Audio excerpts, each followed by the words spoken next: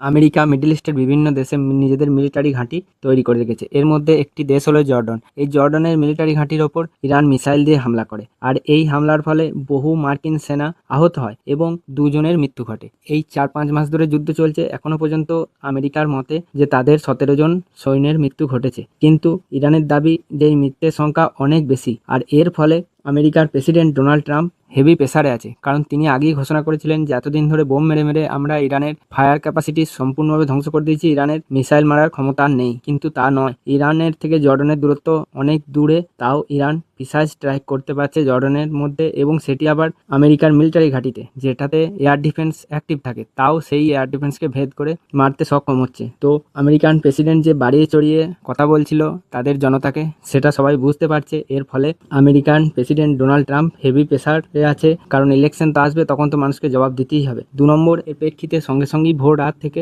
Donald Trump heavy strike শুরু করে দিয়েছে ইরানের ওপর। আর ইরানের প্রেসিডেন্ট ঘোষণা করছে যে আমরা কোনো ছোটোখাটো অপারেশনের মধ্যে নেই, আমরা আমেরিকার সাথে একটি ফুল ফ্লেজড ওয়ারের মধ্যে আছি, যুদ্ধের মধ্যে আছি। অনেক দেশের ওপর এর প্রভাব পড়ছে এবং ডাইরেক্টভাবে মিডল ইস্টের সমস্ত দেশের ওপর, মানে সৌদি আরবিয়া, ইউএই, এদের ওপর আবার অ্যাটাক শুরু করে দিয়েছে ইরান। এর ফলে তেলের দাম আবার বাড়তে পারে, ফলে ভারতেরও অনেক লস।